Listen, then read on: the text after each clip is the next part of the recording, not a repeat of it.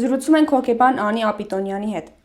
Տիկին Ապիտոնյան վերջին շրջանում աղմկահարույց դեպք է տեղի ունեցել Արարատի մարզի Մղչան գյուղում, ավելի կոնկրետ դպրոցի զուգարանում բարձր դասարանի երեխաները կապկպել են ցածր դասարանի երեխաներին և նրանց ստիպողաբար թմրանյութ են տվել։ Խնդրում եմ որպես հոգեբան ներկայացրեք ձեր անհանգստությունը։ Խնդիրը բազմաշերտ է,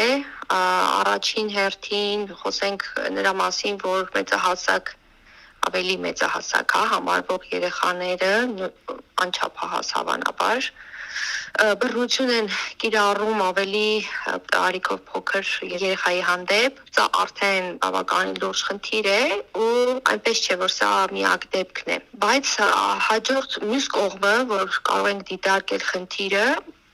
մյուս կողմից ինչպես են ձեռք բերել թմրանյութ եւ ինչպես է հասանելի դառնում թմրանյութը ոչ միայն անչափահասներին, այլ նաև մեծահասակներին, կարծես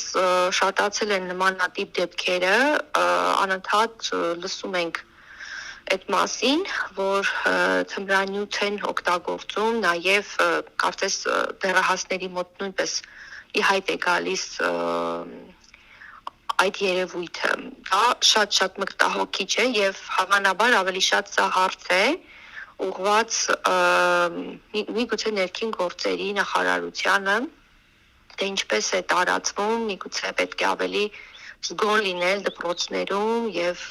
համապատասխան ծրագրեր իրականացնել, այս արդեն երևի կրթության ԿԳՄՍ-ին հարցն է, որոշակի ծրագրեր իրականացնել, որպեսզի զերծ պահեն, պրոֆիլակտիկ աշխատանք իրականացնել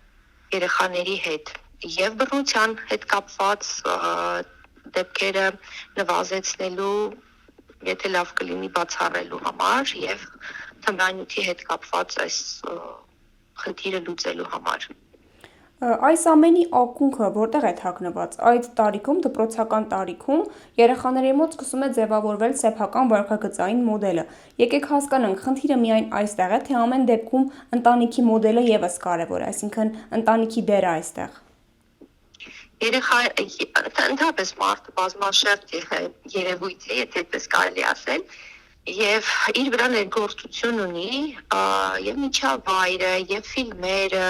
եւ երգերը, որ լսում է, եւ ընտանիքը, եւ դպրոցում միջավայրը, այսինքն այդ բոլոր իր միջավայրը ընդհանուր առմամբ վերցրած ազդեցություն ունի երեխայի վրա։ Որպեսզի մենք առանձնացնենք, վերցնենք առանձին ընտանիք, առանձին դպրոց, առանձին բակ, ընկերների միջավայր, ոչ ընկերական այլ միջավայր, սա ընդհանուր առմամբ հասարակություն է, այսինքն այս բոլորը օղակ են կազմում հասարակությանը եւ մեկը մյուսի հետ փոխկապակցված է։ Ընտանիքը նույնպես անցնում է կրթության միջով, այսինքն այդ նույն ծնողները եղել են դպրոցականներ, հետագայում երևի նաև սովորել են, այսինքն այդ կրթական միջավայրում նույնպես եղել են ծնողները։ Ուստի այստեղ խնդիրը ես կարծում եմ պետք է դիտարկել կրթության տեսակետից, որովհետև եթե վերցնենք եւ պարսավենք ծնողներին, իսկ միգուցե նրանց օգնությունը պետք, այսինքն դպրոցը կարող է դառնալ այն միջավայրը, որտեղ ծնողը շարունակական կրթություն ստանա ծնողավարության հետ կապված, որովհետև հոգեբանները շատ լավ գիտեն, մենք հաճախ երեխաների հետ աշխատանքում ծնողավարության մոտեցումների հետ կապված աշխատանք ենք իրականացնում, այսինքն ծնողներին պետք է օգնություն, ինչպես դրսևորել անգամ ագրեսիան, ինչպես կառավարել ագրեսիան, հուզական ոլորտի կառավարում, ռացիոնալ իռացիոնալ մտածողություն, երեխաների հետ շփում, այսինքն սա բավականին բարդ process է եւ հարկավոր է օգնություն մասնագետների կողմից ծնողին։ Անհատական հոգեբանները չեն կարող ընդգրկել այդ լայն միջավայրը, որովհետեւ իրենք աշխատում են որոշակի մարդկանց հետ։ Դա պետք է համապարփակ ծրագիր լինի, որպեսզի ծնողները ստանան այդ գիտելիքը եւ կարողունակություններ ունենան ծնողավարության հմտություններ ձևավորեն։ Կարծում եմ այսպիսի մոտեցում է հարկավոր եւ պետք է աջակից լինել ծնողներին, որովհետեւ նրանք նույնպես եթե դրսևորվում է օրինակ ագրեսիա, արդեն նրանք ունեն ուրեմն խնդիր։ Իսկ խնդիրը օգնություն է հարկավոր,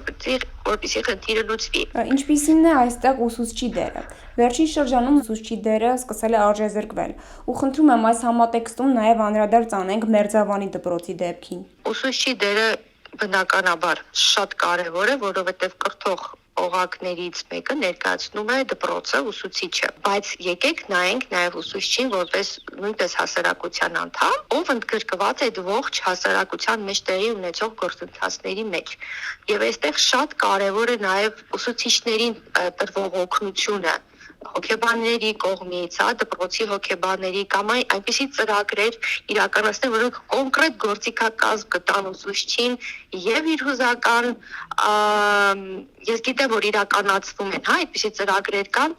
հավանաբար դեռ այդ ծրագրերի արդյունքը ավելի ուշ կերևա, որովհետեւ կարծես թե նոր է սկսվել այդ գործընթացը։ Բայց միանշանակ ուսուցչին եւս պետք է օգնություն, որովհետեւ ուսուցիչը նույնպես կարող է լինել հուզական լարված, գերլարված վիճակում եւ չկարողանա իրեն դրսևորել, բայց իր դերը մեզ համար չափազանց կարեւոր է։ Այսինքն այս մթնոլորտը, որ տիրում է, խոսում եմ մի բանի մասին, բոլորն ունեն օգնության կարիք եւ միասին լինելու կարիք։ Ու խնդրում եմ նաև Մերձավանի դպրոցից մի փոքր խոսենք։ Աշակերտների պահվածքը ձեր մոտեցմամբ ինչպիսին էր։ Եկեք ես աշակերտներին անդրադառնամ մեծահասակներին, որովհետև աշակերտները անչափահասներ են, ովքեր անմիջական ազդեցություն են կրում միջավայրից եւ իրենք կարող են ավելի հուզական լինել, կախված նրանից, թե մեծահասակները իրենց ոնց են պահում։ Այսինքն վարքագծի ընդօրինակում կարող է լինել խրախուսվող մի բառ ասեց, խրախուսեցին, ինքը երկրորդն է ասելու։ Եկեք խոսենք, թե ինչպիսի միջավայր ենք մենք ստեղծում երեխաների համար։ Այսինքն այստեղ պետք է շեշտը դրվի մեծահասակների մոտեցումների վրա, ինչպես նշեցի, օգնության կարիք ունեն այս դեպքում եւ գիտելիքի եւ ինքնակառավարման, ինքնակարգավորման հմտությունների պակասի խնդիր կա եւ ծնողների մոտ եւ միգուցե մանկավարժական, այսինքն ընդհանուր հասարակության մեջ մեր մոտ դիտարկվում է այդ խնդրի առկայությունը։ Դրա համար երեխաներին կոնկրետ վերցնել թիրախավորել դա սխալ է, չէ՞ որ երեխաները դեռևս ձևավորված անձեր չեն եւ ազդեցության ներգործությունը նրանց վրա միջավայրի շատ ավելի ուժգին է լինում։ Եկեք խոսենք պետության դերից։ Պետությունը այստեղ ինչ դեր ունի։ Հիմնական դերը պետությանն է, որովհետեւ անհատների վրա մենք չենք կարող հույս դնել, որ բոլոր ծնողները կլինեն այսպիսին կամ այնպիսին, այսինքն դրա համար ի սկզբանե նշեցի, որ ծնողները ծնողավարության հմտությունները սովորելու, հմտանալու կարիք ունեն ու դա մեկ օրվա խնդիր չէ, դա պարբերաբար անհրաժեշտություն է, դա պարբերաբար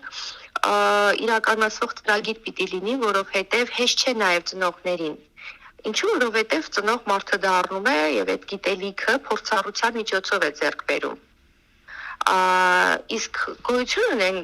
գիտություններ, որոնք հենց օգնում են ծնողին, որպեսզի նա այդ գիտելիքը ստանալով ավելի հմուտ ծնողավարի, այսպես ասեմ։ Դրա համար կարծում եմ պետության դերը այստեղ շատ մեծ է, հասարակությանը կրթություն է անհրաժեշտ։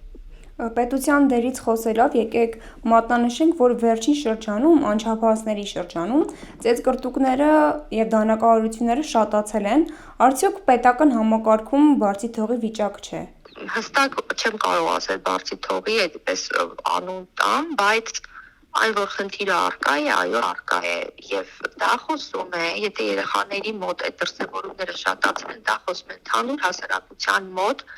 հավանաբար դեգրադացիայի մասին է խոսում, որը կանապեսնենք հաճախ մեծահասակների այդ կռիվների մեջ, կոնկրետ կռիվների։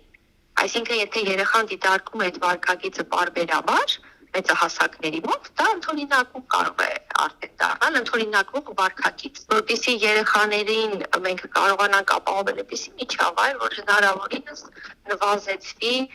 բռնությունը եւ ագրեսիայի այդպիսի դրսևորում։ Շնորհակալ եմ։ Ես հիշեցնեմ, որ իմ զրուցակիցը հոգեբան Անի Ապիտունյանն էր։